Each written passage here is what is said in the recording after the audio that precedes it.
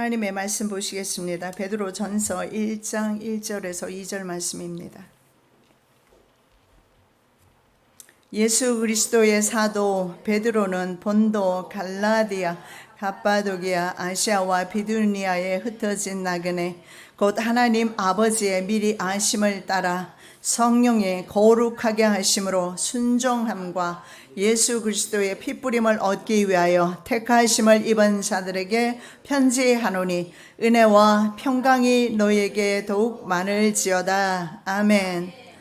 아버지의 미리 아심을 따라 성령으로 거룩하게 하신, 그리고 하나님 앞에 순종하는 주의 자녀들의 시간에 주님 앞에 있습니다. 성령으로 기름 부어 주시옵시고 말씀으로 교훈하여 주셔서 험악한 세상 오직 믿음과 순종으로 나아가게 하여 주시옵소서. 오늘도 친히 말씀 증가하여 주실 줄로 믿사오며 저희들 거룩하신 말씀 듣겠습니다.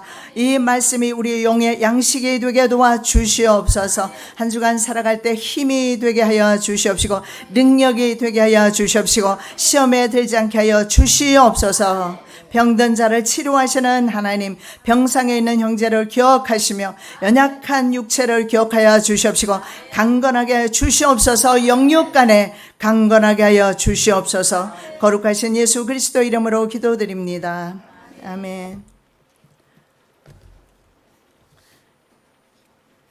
베드로 전후서는 그리스도인이 세상에서 어떻게 살아가야 할 것인가 하는 말씀을 주고 있습니다. 그래서 오늘 제목의 말씀, 그리스도인의 실존, 나그네, 결론의 말씀은 나그네처럼 살아라, 이렇게 말씀하고 있습니다. 그리스도인은 나그네와 행인이라고 말씀하고 있습니다. 1절입니다. 예수 그리스도의 사도 베드로는 본도, 갈라디아, 갑바도기아, 아시아와 비두니아에 흩어진 나그네에게 편지를 합니다. 자, 베드로는 예수 그리스도의 구속 사역 전파를 위해서 자신을 보냄받은 자, 바로 예수 그리스도의 사도라고 밝히고 있습니다. 시몬이라는 이름이 복음 사역을 위해서 베드로로 계명해 주신 것을 우리는 기억합니다.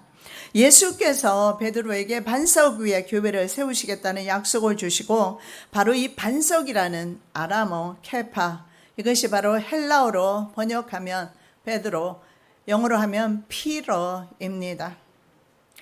자, 개인의 아버지가 아닌 민족의 조상이 되기 위해서 아브람도 하나님께서 이삭의 아버지로 끝나는 것이 아니고 자식의 아버지로만 끝나는 것이 아니라 바로 민족의 아버지가 되기 위해서, 열국의 아버지가 되기 위해서 하나님께서 아브람이라는 이름을 주셔요.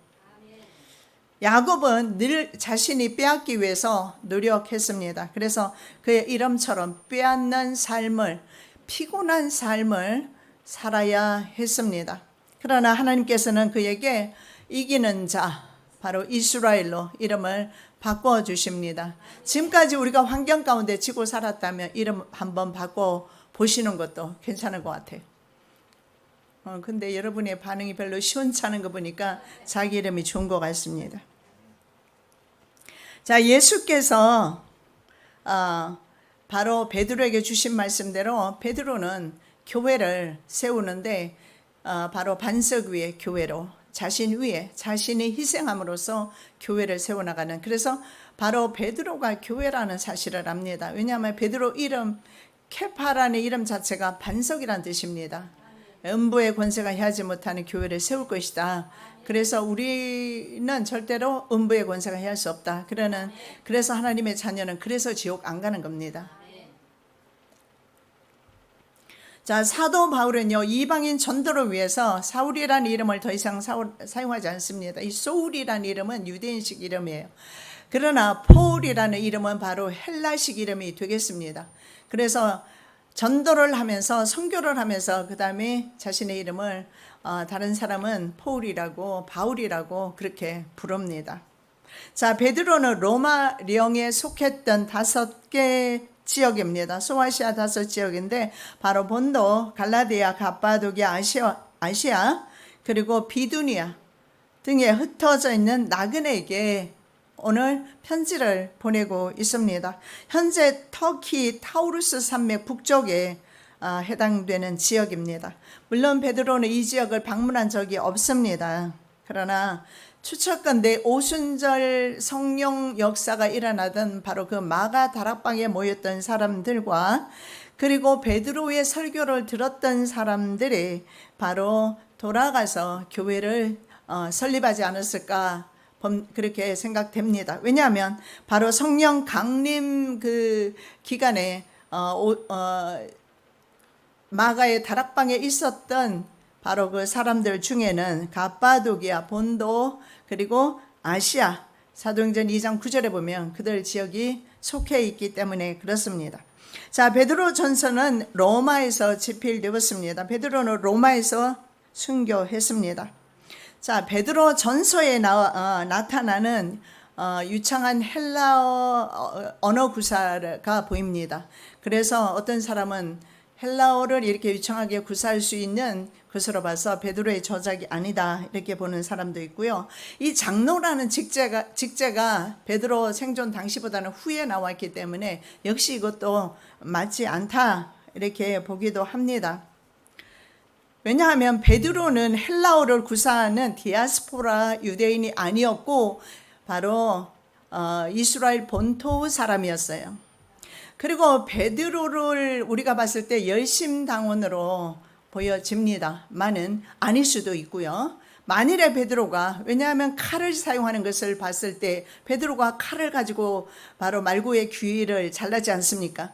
틀림없이. 그리고 가장 관심이 있었던 것이 언제 우리나라가 독립할 것인가, 예수님께서 언제 우리나라를 통치할 것인가 질문하는 것으로 봐서, 그래서 열심당원이었다면 이 열심당원이었던 사람들은요 헬라적인 모든 것을 배척을 했습니다. 헬라 말은 물론 사용하지 않습니다. 그러나 그럼에도 불구하고 바로 이 베드로 전후서는 베드로가 썼거나 아니면 실로아누가 바로 대필했을 것이라 이렇게 인정되고 있습니다.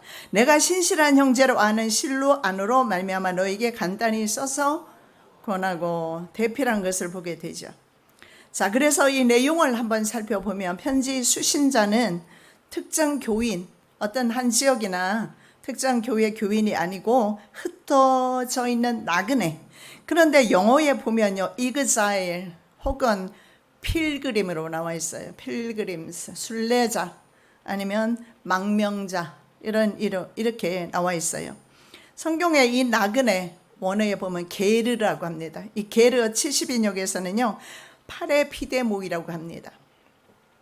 혹은 파로이코이라고 그렇게 번역을 합니다. 원문에 보면 파레피데모이스 디아스포라스 이렇게 나와 있습니다. 이것은 바로 어떤 지역에, 파레피데모이는 어떤 지역에 머무르는, 그래서 visiting stranger입니다. 아니면 resident alliance. 제가 미국에 살면서 영주권을 가지지 못하고 미국 땅에 사는 수많은 사람을 보면서 굉장히 불안정한 삶을 사는 것을 많이 봤습니다. 저도 물론 처음에는 그랬고요. 바로 그런 사람들이에요. 디아스포라는 팔레스타인을 떠나서 다른 지역으로 가서 살았던 유대인들을 가리키는 단어가 바로 디아스포라입니다. 그래서 이들은 낯선 이국 땅에서 영구적 혹은 일시적으로 거주했던 자들임을 알 수가 있습니다. 그래서 이민자들을 보면 이민자의 삶, 그리고 오늘 이 베드로 전서 말씀을 아주 잘 이해할 겁니다. 여러분이 한국 땅에만 살았다면 이해를 참 하기 어렵지만, 예를 들어서 중국에서 온 교포라든가, 그리고 여기에 신분이 되지 않은 상태에서 살고 있는 중국 교포들 보니까 사이렌 소리만 들려도 무서워했다라고 하더라고요. 예, 그렇습니다. 사실 그렇게 불편합니다. 남의 나라에 사는 것이. 그래서 오늘 성경은 이렇게 그리스도인은 땅에 살 때 불편한 점이 있다라고 말합니다. 그래서 왜 나는 이런 의문을 가지지 마시고, 우리가 불편할 때는 이게 남의 나라에 살고 있어서 당연한 것이구나, 그렇게 보시면 될 것 같습니다. 외지인이 가서 살면 여러 가지로 불편한 게 많죠. 언어, 문화, 식습관까지 다 틀려요. 그래서 얼마나 많은 불편함을 가지는지 모릅니다. 이 파로이코이는요, 다른 사람의 집에 함께 사는 이방인, 바로 외지인을 가리킵니다. 자, 이집트와 가나안의 나그네처럼 잠시 거주했던 아브라함이 바로 파로이코입니다. 그리고 이집트에서 미디안으로 도망가서 그곳에 잠시 체류했던 모세도 역시 파로이코입니다. 자, 이집트에서 종살이했던 이스라엘, 톨레미 왕조와 셀루쿠스 왕조 치하에서 살았던 유대인들, 그리고 지금 로마 치하에 살고 있는 유대인들, 특히 소아시아에 흩어져 있는 5개 도시에 있는 그 유대인들, 그리고 하나님의 백성들, 그들에게 지금 편지를 보내고 있는 겁니다. 왜냐하면 그들은 안팎으로 고난을 당하고 있었어요. 동족으로부터도 핍박을 받고 있었고, 로마로부터 그 외세의 그런 억압이 있었기 때문에 이런 상황 가운데서 보낸 편지가 바로 이 편지입니다. 여러분이 만일에 고난 가운데 있거나 어려운 가운데 있다면 오늘 본문을 통해서 위로받으시기 바랍니다. 자, 톨레미 왕조 시대는, 톨레미는 우리가 신구약 중간사에서 자주 나왔죠. 북방왕입니까? 남방왕입니까? 그 정도는 이제 우리 기억하셔야 되는데, 다니엘서 11장에 보면 남방왕으로 톨레미 왕조는 그렇게 나와 있어요. 이집트를 가리킵니다. 장군 중에 톨레미라는 장군이 세운 이집트에 가서 이집트를 정복하고 세운 나라지요. 그래서 톨레미 왕조는 이집트 지역을 가리켜요.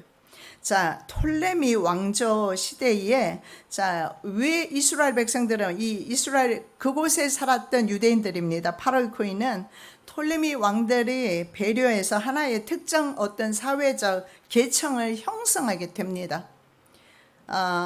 그리고 권리를 인정받으면서 살게 되지만 실제적으로 바로 그리스인, 왜냐하면 이 톨레미 자체가 마게도니아 사람이었죠. 그래서 그리스인이나 이집트인들보다는 보다 좀 신분이 좀 낮은 계층에 속했어요. 왜냐하면 그들은 언어와 문화가 달랐고 정치적인 충성심도 틀렸습니다. 종교적 신념은 물론 다릅니다. 야훼 종교밖에 그들은 섬기지 않았습니다. 그러다 보니까 높은 세금과 엄한 형벌을 받아야 했습니다. 그리고 지역 주민으로부터 비방과 차별, 착취 등을 당했습니다. 그래서 이 베드로 전서는 요한계시록과 그리고 히브리스와 함께 박해 문서에 속합니다. 자, 거주하는 지역에 이런 사람들은 시민권이 없는 사람입니다. 역시 이 외국에서 살아보지 않으면, 시민권 없이 살아보지 않으면 그 심정을 이해하기가 어려울 것입니다. 자, 이들은 그곳에서 70인역, 구약 성경 헬라어 역본입니다. 70인역이 나오면서 히브리인들이 비교적 대접을 받았지만, 그러나 주민들과는 동등한 그런 특권은 누리지 못했다라는 겁니다. 여러분, 우리가 세상 살면서 세상에 그 하나님을 믿지 않는 사람과 그렇게 우리가 세상에서 즐기면서 만족한 삶을 살기는 꽤 어렵다라는 말씀을 지금 전제하고 있는 겁니다. 자기가 낳지 않는 자녀를 몸에 상처가 날 정도로 많이 때렸습니다. 학교에 갔는데 그 아이는 특히 지체장애자입니다. 정신장애자예요. 근데 학교에 가서 보니까, 체육 시간에 보니까 멍이 들어있어요. 그러면 한국에서는 어떻게 하는지 모르겠지만 미국에서는 바로 경찰에 신고가 들어가요. 경찰이 와서 그 아이를 데려가죠. 그래서 물어보니까 새 엄마에게 맞은 거예요. 새 엄마는 어떻게 됐을까요? 2년 동안 재판받기 위해서 감옥에 있다가 2년 후에 재판받고 남편은 미국에 그냥 두고 추방당합니다. 그분은 목사 사모님이에요. 사모라도 어쩔 수 없습니다. 또 어떤 한 아이, 9살 먹은 아이가 이웃집에 가서 어머니가 나를 때린다고 이웃집 아저씨에게 얘기했고, 이 아저씨는 경찰을 불렀어요. 경찰은 왔고 이 아이와, 그리고 젖도 떼기 전에 정말 갓젖된 그런 아이, 동생 둘과 함께 3명은 위탁 가정으로 보내어집니다. 그리고 이 어머니는 감옥에 갇혀요. 한국 사람들이 한국에서 사는 습관 그대로 미국에서 살다가 당하는 봉변입니다. 내 자식이니까 내가 때려도 되겠지 생각했더니 이 아이가 이 법이 이런 법이 있다는 사실을 9살은 이미 알았던 거예요. 그래서 이웃집에 가서 엄마가 날 때린다고 요청을 한 거예요. 그래서 경찰이 왔고, 그리고 제가 알 때까지는 제가 아무리 애쓰고 힘쓰고 했음에도 불구하고 아이 3명은 위탁 가정으로 보내졌습니다. 재판에서 졌어요. 그리고 엄마는 감옥 살고. 이것은 바로 다른 나라에 사는 사람들의 고된 삶입니다. 우리는 다른 나라에 살고 있습니다. 당시 네로 황제가 박해를, 그리스도인 박해, 기독교인 박해를 했습니다. 소아시아에 흩어져 살았던 그리스도인은 이런 외부의 박해로 불안과 공포의 삶을 살고 있었습니다. 그래서 이 편지가 왔을 때 바로 자신에게 주어지는 편지라는 사실을 바로 이해했을 겁니다. 그래서 그들은 모든 나라에서 왜 이렇게 차별과 냉대를 받아야 할까? 우리 하나님 살아계시는데 나는 왜 이렇게 살아야 할까? 하나님은 도대체 뭘 하고 계시길래? 그런 생각이 들었을 겁니다. 그랬을 때 바로 사도 베드로는 말합니다. 차별과 냉대받는 것 마땅하다. 그리스도 이름을 위하여서 능욕받는 것 마땅하다. 그들은 재산을 빼앗기거나 감옥에 갇히기도 하며 심지어 생명까지 잃었습니다. 이스라엘의 역사는 바로 이런 배척과 소외 그리고 고난의 역사를 가지고 있습니다. 그 역사를 디아스포라라고 합니다. 이 파로코이는 믿는 자들의 종말론적 나그네 실존을 보여주고 있는 단어입니다. 베드로 사도는 세상에서 예매하게 고난을 당하는 그리스도인들에게 그 이유를 오늘 설명하고 있는 것입니다. 바로 그리스도인들이 이래 위치가 바로 유대인들과 같이 세상에서 나그네와 행인이기 때문에 그렇습니다. 베드로전서 4장 7절에 만물의 마지막이 가까이 왔고, 그때도 역시 종말 사상이 있었습니다. 그래서 만물의 마지막이 가까이 왔습니다. 그러면 그때가 마지막이었는데 왜 지금까지 마지막이 아닐까요? 그 복음은 2000년 동안 그레이스 피어리드, 은혜 기간입니다. 이방인을 위해서, 저와 여러분을 위해서 주님의 그 복음이 2000년 동안 종말로 가지 않고 그 복음이 2000년 동안 이방인을 향하고 있는 것이며 이제는 그 문이 닫히지 않을까, 저는 그렇게 믿어집니다. 자, 그리스도의 재림은 가깝고 지금 당하는 시험은 잠깐이다. 그분들 지금 어디 있겠습니까? 둘 중에 하나입니다. 천국에 있거나 지옥에 있거나. 그들은 긴 세월을 사는 것 같으나 정말 짧은 세월 살다 갔습니다. 벌써 2000년 세월 흘렀습니다. 그들은 살아봤자 100년 안팎의 삶을 살았을 겁니다. 100년 안팎의 삶을 어떻게 살 것인가에 따라서 천국과 지옥으로 이미 나누어져 있을 겁니다. 그래서 베드로전서 1장 7절에서 말합니다. 그리스도의 재림은 이렇게 가깝고 4장 7절에서 말씀하는 것처럼, 그리고 시험은 잠깐이다. 그때까지 참고 기다리면 칭찬과 영광과 존귀를 얻게 될 것이다. 그러므로 우리가 바라봐야 되는 내 시야는 바로 내세입니다. 하나님의 나라입니다. 여러분, 이 하나님의 나라 바라보지 않고 자꾸 내 눈으로 보이는, 육안의 눈으로 보이는 환경만 바라보면 400 통일찬송가 474장 그냥 그거 계속 부르십시오. 참 죽을 일 쌓였구나. 그러면 항상 내 눈앞에는요, 죽을 일 쌓여 있습니다. 그러나 우리의 눈이 하나님의 나라를 향하면 정상에서 아래를 바라봤을 때 아무리 고층 빌딩도 아주 낮게 보입니다. 그런 영적인 시야가 필요합니다. 하나님의 나라 백성이라면 이미 우리는 하나님 나라 가지 않았지만, 종말론적 하나님 나라 가겠지만, 그러나 우리는 세상에 살면서 하나님의 나라를 내 심령 가운데 구축해야 합니다. 그것이 바로 하나님의 사람의 실존입니다. 이 세상에 살면서 하나님 나라를 경험하는 것입니다. 자, 우리가 세상에서 나그네처럼 살아야 하는 이유를, 세상에 바로 영원히 머무는 존재가 아니다. 그래서 내세를 바라보면서 굳게 서서 인내하자 성경은 계속 말씀합니다. 여러분 다른 더 좋은 말씀이 있으면 제가 오늘 전하겠습니다. 다른 말씀이 없더라고요. 인내하자는 말씀 외에는. 이 세상을 다녀간 수많은 사람들 오래 살고 싶어 했습니다. 지금도 유전자 가위 캐스퍼9을 통해서 유전자를 편집하면서까지 생명을 연장하고 있지만 어차피 죽습니다. 몇 년 연장할지는 모르겠지만 어차피 죽습니다. 내 얼굴에 주름이 있는 것은 세포가 이미 죽어가기 때문 아니겠습니까? 얼굴을 바라보면서 우리는 은혜 받으셔야 합니다. 천국 가는 날짜가 가까이 오기 때문에. 그것이 고통이 아니라 그 참 슬픈 일이지만, 그런데 이 세상에 영원히 머물기를 소원했던 그 어떤 누구도 그 소원을 성취하지 못했습니다. 그래서 그들은 이 세상에서 정말 오래 그리고 복을 누리면서 살고 싶어 했습니다. 그래서 죽을 힘을 다해서 세상을 쫓아왔습니다.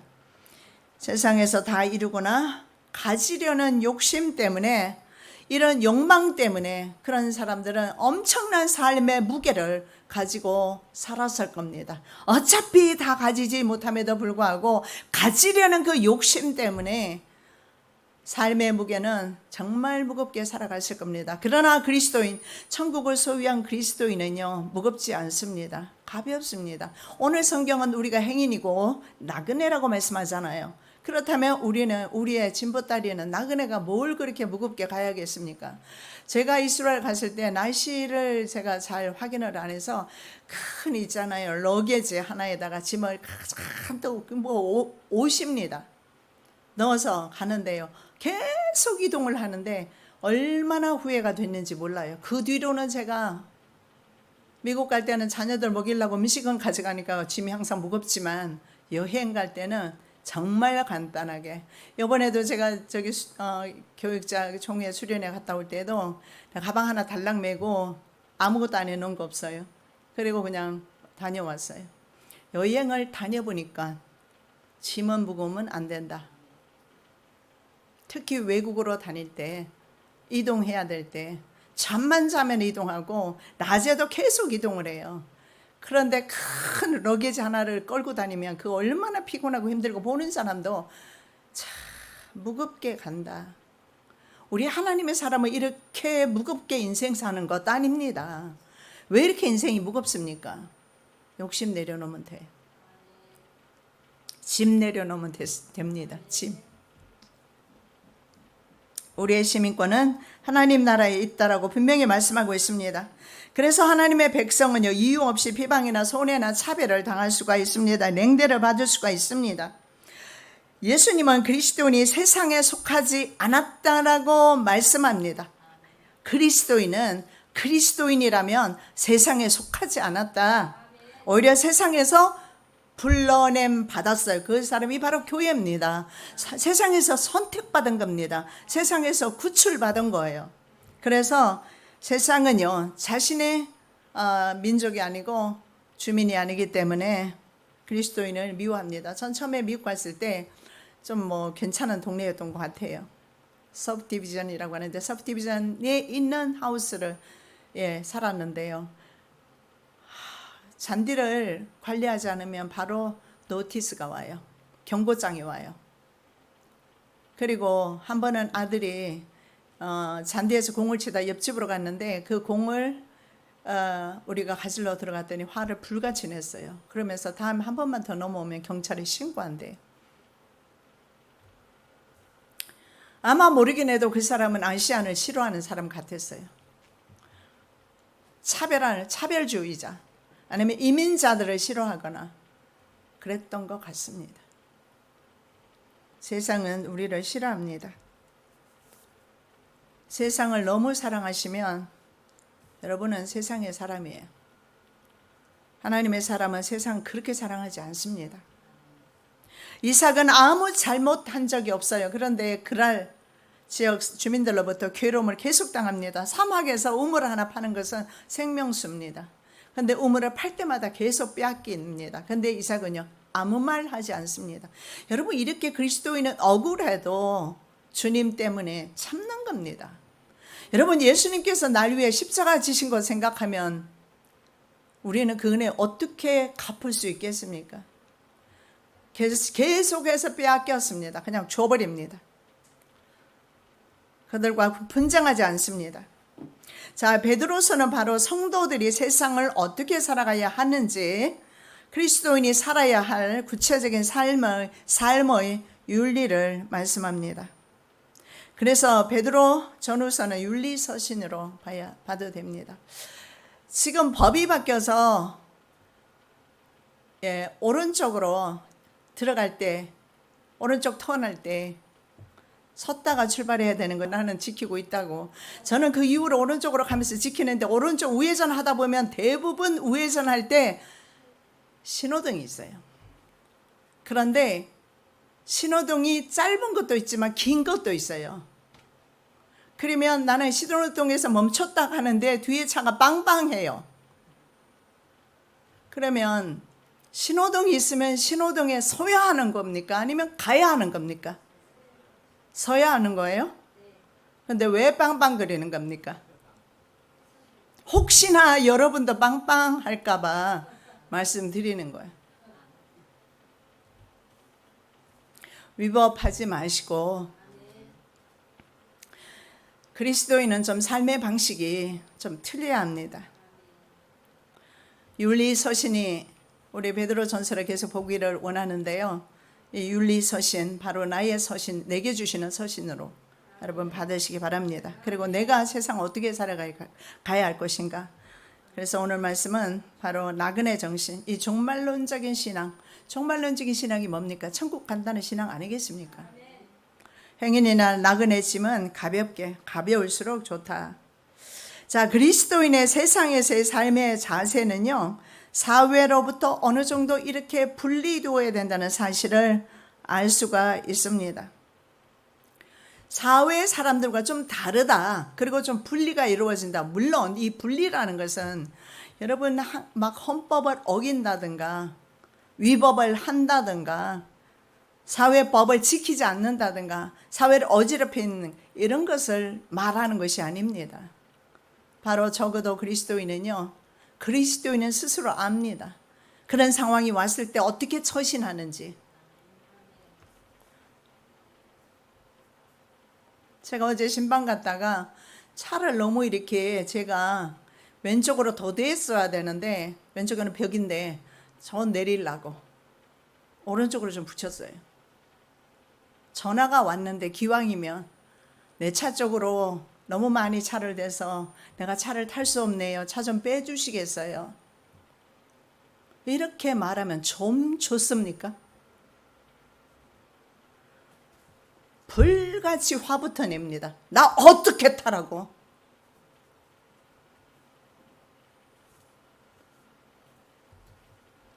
그리스도인은 그렇게 하지 맙시다. 좀 짜증은 나겠죠. 올라갔다가 다시 사람이 내려와서 빼주고 기다려야 되는 시간이 있고. 근데요, 이 한국 보니까요, 특히 서울에 사는 사람은요, 이런 불편함 감수해야 되겠어요. 너무 복잡해요. 뭐 18km로 어제 1시간 거의 넘게 운전해서 갔어요.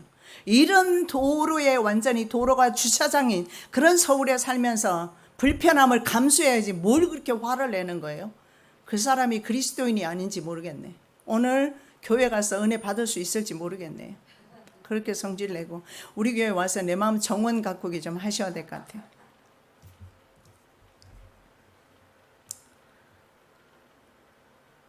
분리는요, 이렇게 법을 어기라는 말씀 아닙니다. 하나님의 자녀로서의 정체성을 가지고 적어도 세상 사람들과는 좀 구별된 삶을 살라라고 말하는 거예요. 남을 속입니다. 거짓말합니다. 간음합니다. 탐욕합니다. 교만합니다. 이간질하고 시기하고 질투하고 이런 거 좀 이제는 멈춰야 될 줄 압니다. 너희는 이 세대를 본받지 말고 오직 마음을 새롭게 함으로 변화를 받아 하나님의 선하시고 기뻐하시고 온전하신 뜻이 무엇인지 분별하도록 하라. 예. 구별된 삶을 살라라고 말합니다. 세대 본받지 말고 삶의 방식이, 삶의 양식이 좀 달라야 된다. 생각이 좀 달라야 된다라고 말하고 있습니다. 마음을 좀 새롭게 해서 변화받아야 된다.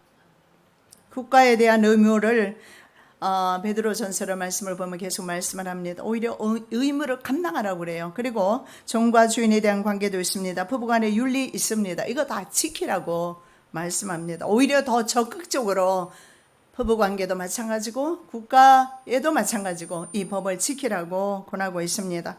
레위기 24장 20절에 보면 부러뜨린 것은 부러뜨릴 것이고, 그리고 눈은 눈으로, 이는 이로, 그리고 상처를 입힌 사람은 자기도 그만큼 상처를 받도록 해라. 이것이 뭐냐 하면 동태보복법이라고 그래요. 동일한 방법으로 너 나 한 대 쳤어? 그럼 나도 너 쳐야 돼. 이게 구약의 모세 법이었어요. 그런데 신약시대 오면서 예수님의 십자가 사랑의 법은 이 법을 완성시킵니다.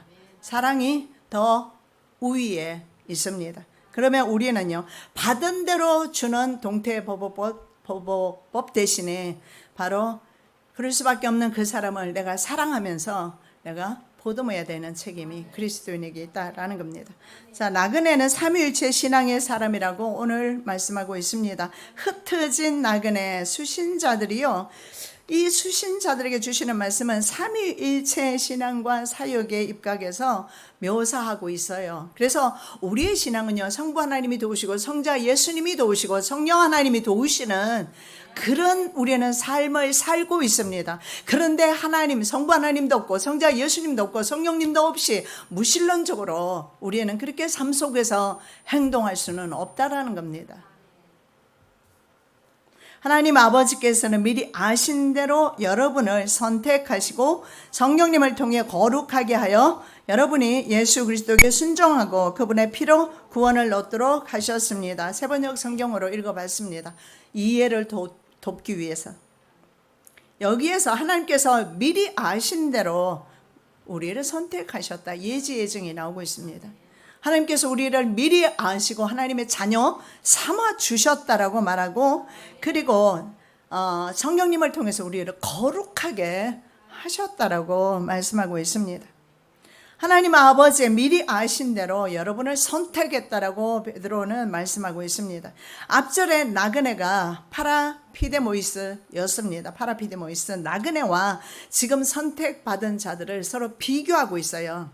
자, 나그네는 이렇게 세상에서 불이익을 당해야 할 수밖에 없는 사람이다. 파라이코이라는 단어가, 파라이코이 자체가 세상에서는 이렇게 불이익을 당할 수도 있다라는 것을 말씀합니다. 그런데 여기서 이 선택받은 자들을 말씀하면서 이 선택받은 자들이라는 말 속에서 하나님과 우리 사이의 관계를 설명하고 있습니다. 여러분, 그렇습니다. 우리가 하나님의 자녀가 되었다면, 하나님의 자녀라면 세상에서는 나그네처럼 살아야 된다. 즉, 세상에서 나그네처럼 사는 사람이 바로 하나님의 자녀라는 말이 성립이 되는 것입니다. 선택받은 사람은요, 바로 하나님의 뜻대로 살기 때문에 그렇습니다.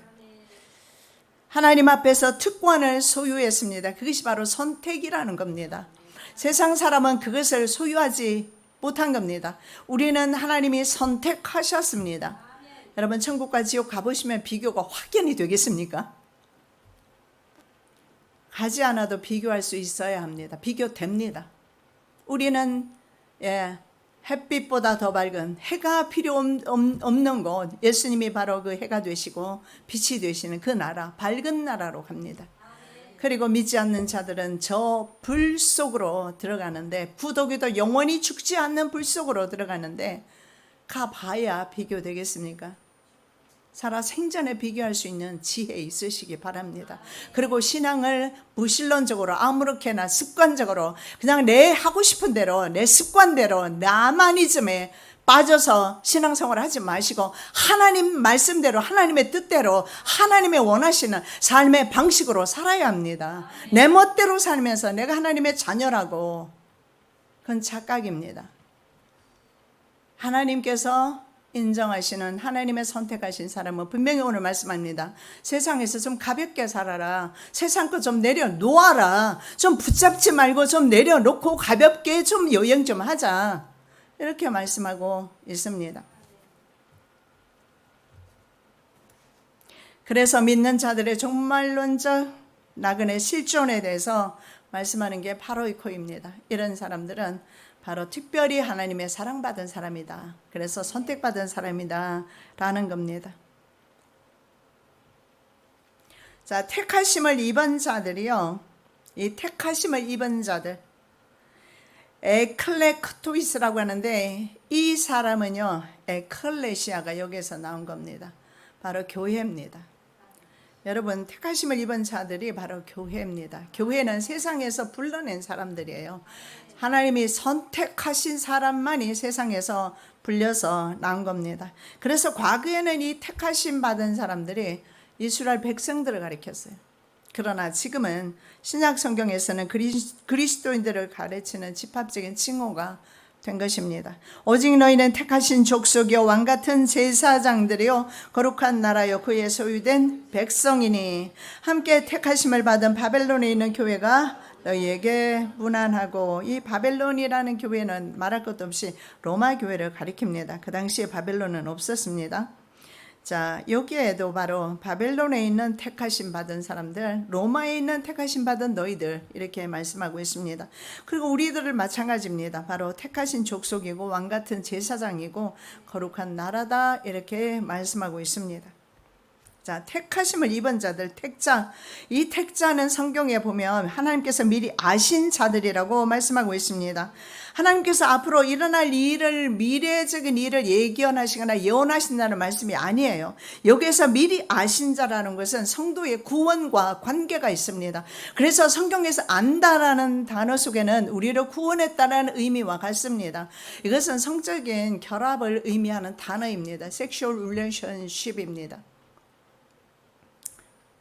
이것은 바로 택자를 하나님께서 미리 아시고, 그리고 선택하시는 예지, 예정, 그리고 부르시는 소명, 그리고 이런 것과 관계가 있다는 사실을 알 수가 있습니다. 그리고 그 다음 단계가 뭡니까? 성화 아닙니까? 성화는 삶 속에서 계속해서 영적으로 발전해 나가는 것을 성화라고 합니다. 그렇게 살다가 하나님 나라 들어갈 때 영화롭게 되는 것입니다. 결국 성도 개인과의 특별한 관계, 하나님과의 개인적인 관계를 말씀합니다. 내가 땅의 모든 족속 중에 너희만 알았나니. 여러분, 이것을 나한테 한번 적용해 보시면, 세상 모든 족속 중에 나 누구만? 네, 알았나니. 하나님께서 나만 알았다라고 말씀하고 있어요. 여러분, 하나님이 나를 인정하십니다. 그럼 된 것 아니겠습니까? 하나님이 미리 아신 자들로 예지라고 합니다. 또한 그 아들의 형상을 본받게 하기 위하여 미리 정하셨으니, 예정입니다. 로마서 8장 29절에서 30절입니다.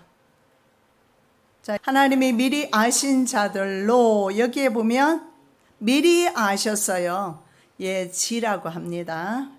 그 다음에 그 아들의 형상을 본받게 하기 위하여 미리 정하셨으니, 하나님의 자녀로 선택하셨어요. 예정이라고 합니다. 그리고 그 다음에 미리 정하신 그들을 또한 부르시고, 소명입니다. 소명이 있어서 여러분 이 자리에 계신 겁니다. 부르신 그들을 또한 의롭다 하시고 죄 없다라고 법정적 선언을 해주세요. 칭의, 더 이상 죄 없다. 예수 그리스도의 보혈로 죄 없다. 그렇게 해주셔요. 그들을 또한 어떻게? 영화롭게, 이것은 영화입니다. 세상 떠날 때 우리는 영화롭게 주님의 몸과 같이 그렇게 변화될 것입니다. 자, 하나님의 선택으로 그의 자녀가 된 이 특별한 관계에서 그의 백성은 자기 백성에 대한 하나님의 통치와 주권에 대한 섭리를 받아들이도록 말씀하고 있어요.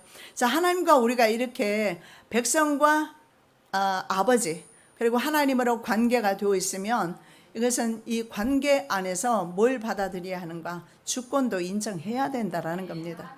아버지라고 말은 하면서 아버지 말 안 들으면 그건 주권을 인정하는 거 아닙니다. 그래서 하나님께 순종할 때 하나님의 뜻에, 하나님의 주권에 우리는 바로 하나님의 주권을 인정하는 결과를 가져오게 될 것입니다. 그래서 우리의 만사 삶 가운데서 바로 하나님의 주권을 언제나 우리가 밥을 먹든지 일을 하든지 무슨 삶의 현장에서 무슨 일을 하든지 간에 자꾸 여러분 하나님을 인정하는 삶을 한번 살아보시기 바랍니다. 힘들어도 기도하시고 즐거워도 감사하시고 무슨 일을 당하든지 간에 자꾸 하나님을 인정하다 보면 만사에 하나님을 인정하게 되고 하나님은 하나님의 주권을 인정하는 하나님의 성도들을 기뻐하시고 그러면 복 받는 거 아닙니까? 복을 주님은 주님의 주권을 인정하지 않으면서 그냥 기도만 한다고 받는 복이 아니지 않습니까? 인정하는 삶을 사시기 바랍니다. 자, 둘째, 그리스도인들은요, 성령께서 거룩하게 하신 자라고 말씀합니다. 하나님의 부르심과 관련된 말씀이에요. 성령께서 거룩하게 하신 성도는요, 부르심에 합당한 삶을 살아야 하는 책임이 있다라고 말합니다. 하나님이 우리를 부르시면 부정케 하심이 아니요 거룩해 하심이네. 그렇습니다. 성령께서 우리를 깨끗하게 해 주십니다. 성령의 인도를 받는 그런 구속함 받은 그리스도인들은요, 거룩한 삶, 성화의 삶을 살게 될 것입니다. 너희가 너희 지체를 부정과 불법에 드려 불법에 이른 것 같이 이제는 너희 지체를 의에게 종으로 드려 거룩함에 이르라. 여기 지체를 이제는 의의 종로로 달 때 거룩함이라는 것은요, 내가 하나님처럼 거룩하게 되는 걸 말하는 게 아니에요. 세상과 구별되는 삶을 말하는 겁니다. 그리고 셋째, 그리스도인은 예수 그리스도에게 순종하여서 그분의 피로 구원을 얻었다 이렇게 말씀합니다. 이 순종이라는 단어가 휘파코인인데 하나님의 선택의 목적인 하나님에 대한 순종을 의미하는 단어이기도 하지만 복음을 받아들이는 믿음의 순종을 의미합니다. 어떤 사람은 말씀을 들으면서 자기의 말씀으로 받아들일 수도 있고 거부할 수도 있습니다. 복음을 순종함으로 받아들인 그리스도인들은 하나님에 대한 봉사와 순종이 자연적으로 뒤따르게 될 것이고 이 삶 속에서 자기가 받아들일 때 성장이 이루어지게 될 것입니다. 예를 들어서 아무리 좋은 음식이 있고 영양가 있는 단백질 식품이 내 앞에 있어도 내가 그걸 먹을 수 없으면 그 사람은 틀림없이 병자입니다. 그리고 그런 아이가 있다면 그 아이는 분명히 거식증을 앓고 있거나 밥을 소화를 못 시키는 아이거나 그러면 성장할 수 없습니다. 반드시 하나님의 말씀 받아들이고 그 말씀대로 살아내야 하는 책임이 저와 여러분에게 있습니다. 그러면 예수 그리스도의 피뿌림에 대해서 이제 마지막으로 보면요, 예수 그리스도의 잃은 사람에게 바로 예수 그리스도의 피뿌림이 있다 이렇게 말씀하고 있습니다. 바로 성령으로 거룩하게 된 사람 말입니다. 하나님께서 미리 아셨고 그리고 하나님이 부르셨고 그리고 성령으로 말미암아 구별되게 사는 성도들, 이스라엘 성도들은 예수 그리스도의 피뿌림이 있다라고 말씀합니다. 자, 예수 그리스도의 대속적인 죽음은요, 구약 제사와 관련이 있습니다. 성경에 보면 피 흘림 없이 용서 없다 말씀합니다. 구약에는 동물 제사를 통해서 용서가 이루어졌고 지금은 동물 제사 우리 안 드립니다. 어떻게 용서가 이루어질까요? 예수 그리스도의 보혈로 용서가 이루어지고 있습니다. 예수 그리스도의 피는 바로 새 언약의 매개체입니다. 이 언약의 피가 없으면 하나님의 나라를 유업으로 받을 수가 없습니다. 그래서 그리스도인들은요, 이 피로 구속함을 받았고 그래서 우리는 담대하게 하나님 앞에 나가는 거예요. 그 외로는 하나님 앞에 나갈 수 없는 겁니다. 예수 그리스도의 피를 가지고 하나님 보좌 앞으로 나갈 수 있습니다. 역시 새 번역 성경은 히브리서 10장 19절에서 22절 말씀 보시겠습니다. 우리는 예수의 피를 힘입어서 담대하게 지성소에 들어가게 되었습니다.